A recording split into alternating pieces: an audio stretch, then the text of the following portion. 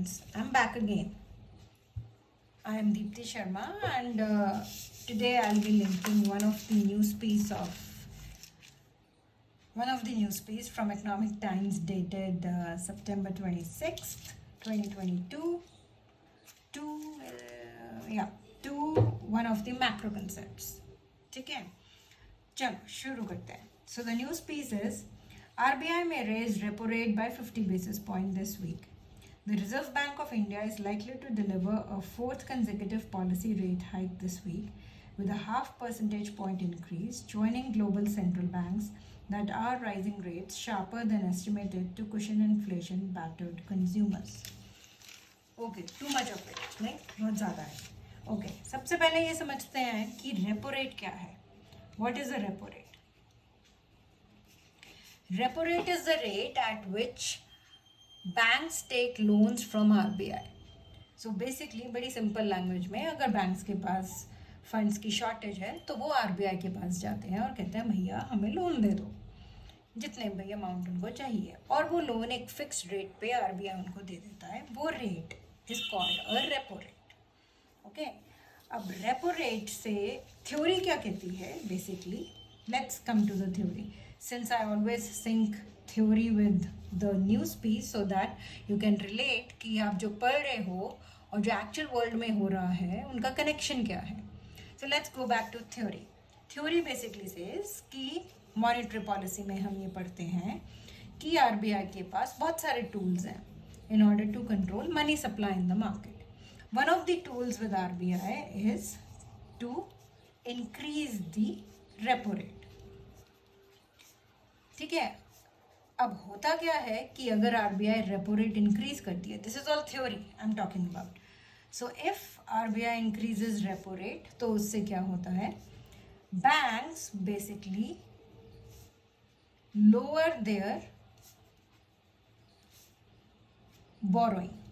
ठीक है, क्योंकि बैंक्स के लिए एक्सपेंसिव हो जाता है RBI से बोरो करना क्योंकि रेट बढ़ गया है. सो बैंक्स, कमर्शियल बैंक्स, अगर शॉर्टेज ऑफ फंड्स है दे लोअर देयर बोरोइंग, तो वो RBI से कम बोरो करते हैं. अब RBI से अगर वो कम बोरो करते हैं मतलब बैंक्स के पास थोड़ी सी शॉर्टेज ऑफ फंड्स हैं. Banks have less funds. ठीक है, अब बैंक्स के पास अगर लेस फंड्स हैं सो बेसिकली इसका मतलब यह है कि अगर मैं या आप बैंक के पास लोन के लिए जाएंगे तो वो सबके लोन्स नहीं फुलफिल कर पाएगा, सबके लोन्स की डिमांड को नहीं फुलफिल कर पाएगा. राइट, बैंक्स के सिर्फ कुछ लोगों को लोन्स दे पाएगा. सो बेसिकली क्या होता है कि मनी इन द मार्केट, क्योंकि अगर मैं बैंक के पास गई, मैंने बैंक से लोन लिया तो मेरे पास पैसे आए, आपने भी लोन लिया आपके पास भी पैसे आए, और 10 जने गए उन्होंने लोन लिया उनके पास भी पैसे आए. लेकिन अगर कुछ ही लोगों के पास पैसे आए तो इसका मतलब कुछ लोगों के पास नहीं भी आए. तो बेसिकली मनी सप्लाई मार्केट में goes down, money supply in the market decreases. ठीक है, ये आपकी थ्योरी है. This is what happens. This is according to the theory कि अगर so this is one of the tools of RBI in order to control money supply in the market. कम money supply हो तो हाँ, मतलब अगर बहुत ज़्यादा डिमांड है मार्केट में किसी चीज़ की तो वो कम हो जाती है क्योंकि पैसे नहीं होते सबके पास वो डिमांड फुलफिल करने के लिए. तो ये एक टूल है RBI के पास in order to control money supply in the market. Okay, let's come back to the theory. To the news piece. RBI may raise repo rate by 50 basis point this week. अब 50 basis point का मतलब हुआ 0.5%. Okay. Now let's see why RBI is or will raise the repo rate. Now there is high inflation in the economy. Economy में क्या, globally there is high inflation. Okay, around the world the prices are going up. थोड़ा बहुत domestically भी up जा रहे हैं but majorly it's globally that the prices are going up. Now इतनी globalisation है that those increase in prices affect India also. So RBI doesn't want कि high inflation India में और मतलब इन्फ्लेशन इंडिया में और बढ़ती रहे. There is high inflation currently also in India. So RBI is trying कि repo rate के through let's control or curb this inflation.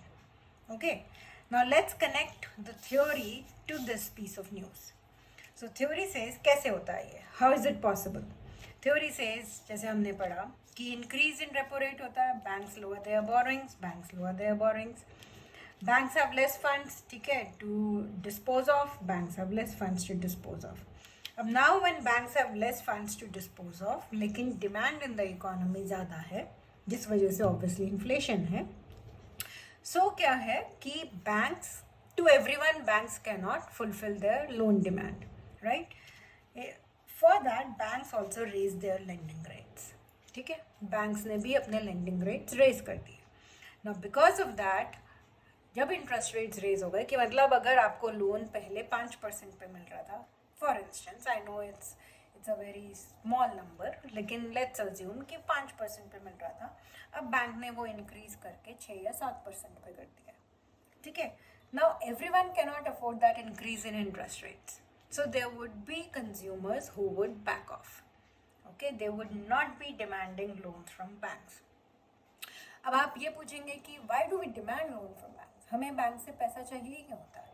Many reasons, few reasons which I cite here, कि demand for money from banks हम लेते हैं when we are going for big investments, we are going for let's say buying a house, we are going for buying a car, we are buying a washing machine, we are buying a refrigerator, right? When we are buying these things, big things, we demand loans from banks, क्योंकि हमारे पास इतना cash नहीं होता, काफ़ियों के पास. अब अगर आपको daily use के लिए कैश चाहिए, आपको ग्रोसरी खरीदनी है, मिल्क खरीदना है, कपड़े खरीदने हैं, obviously you will not go to bank, right, to borrow money. But yes, when you are buying these big things, because there is heavy investment required, you will, few people or many people in fact for that matter, they go to bank to borrow money. Now when the interest rates are high in the bank, many people will back off. Many consumers will not demand money from banks, and thereby they will postpone the demand for these goods till the time they will consider कि interest rates are lower enough कि इस interest rate पे अब मैं जाके खरीद सकता हूँ. So basically what is happening, due to this increase in interest rates, the demand in the economy for these consumer goods which are interest sensitive इसलिए बोल रही हूँ क्योंकि because of the change in interest rates, the demand for these consumer goods have gone down, right? The demand for these goods basically go down, okay? Now when the demand for these goods goes down, basically the consumption in the economy goes down, ठीक है ना, हम कम consume करेंगे ये goods, तो हमारी demand for money in the economy also goes down. So money supply, अच्छा money supply का पॉइंट कहाँ था कि when the banks are increasing their lending rates, तो money supply in the economy decreases, क्योंकि बैंक्स कम लोन्स फुलफिल करेंगे consumers की. So this is how theory is connected to this part, right?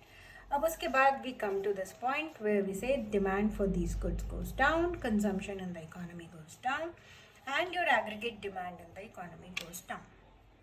अब aggregate demand आपको obviously पता होगा aggregate demand क्या है, but I'll just recall it for you.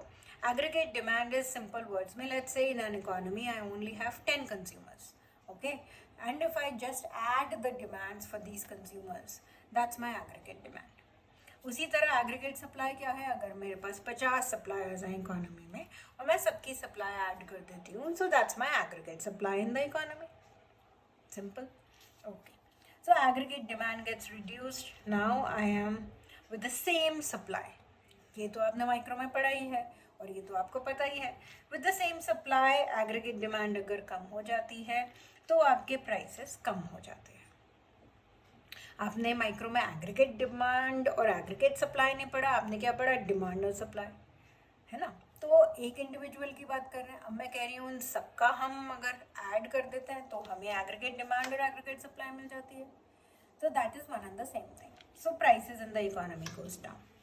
अब अगर ये मैं आपको डायग्रामेटिकली समझाऊँ तो बड़ा ही सिंपल है. ये मेरा है graph. On the X axis I have quantity demanded, Y axis I have price.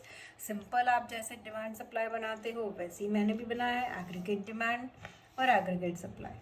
अब if I say this is my original point, this one was the price, PO was the price, and Q0 was the quantity demanded.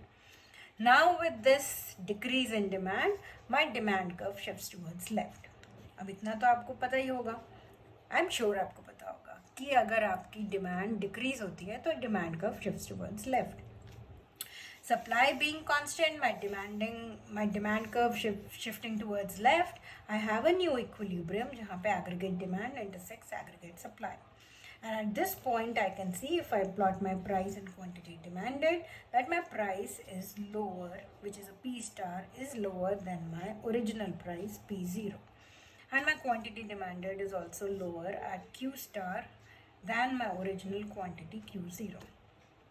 This is what RBI is aiming at, right? RBI is aiming at कि through my increase in repo rate, there should be a decrease in price, okay, and thereby curbing inflation in the economy, okay, inflation not going out of hands, and at least a little bit of drop in inflation in the economy.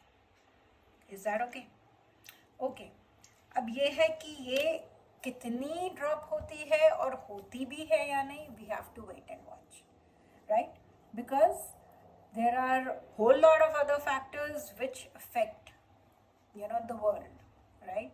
तो यहाँ पे we take all those factors constant, but yes, generally this happens. Now let's wait and watch and see how much it happens and whether it happens or not, and whether RBI is able to achieve its target or not. Okay? Okay, till then, keep reading economics and keep connecting it with the real world news. Okay, bye-bye.